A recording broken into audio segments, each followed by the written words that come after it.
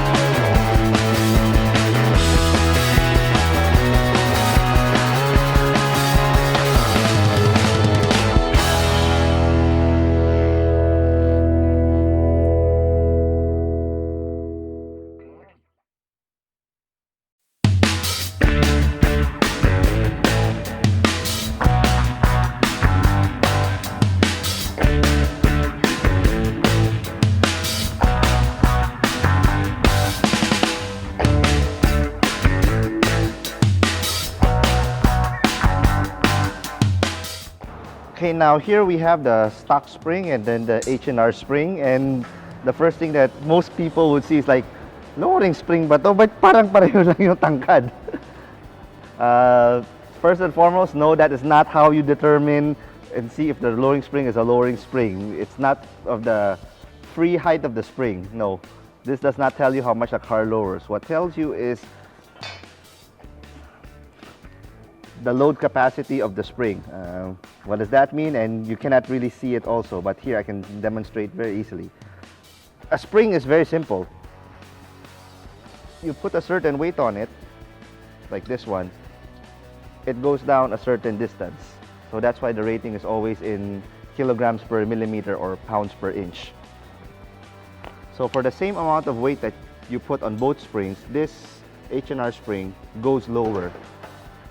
Because number one, if you look at here on the coils here, there's a lot more coils here, and the coils here are more tightly spaced.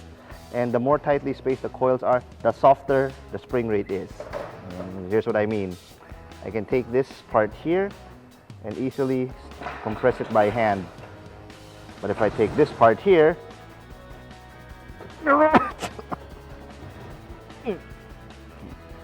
so when you put the weight of the car on this spring, all of these coils will compress first before this top coil. And what happens is, during driving, say may mga malilit na lubak, suspension goes up and down, it's these small coils that will absorb the road. rather than the big spring. The soft coils will absorb it, and the big coils here will only absorb the really big road imperfections. And this is why, out of all the springs out there, we've been using H&R, and we prefer H&R ever since, because only they have pretty much progressive coil springs for any application.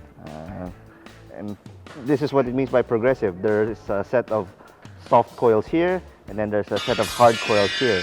It's not just one spring rate, it's two different spring rates for the same spring because of how the coils are wound. If you take a look at the stock spring, this is just one spring rate for the whole coil.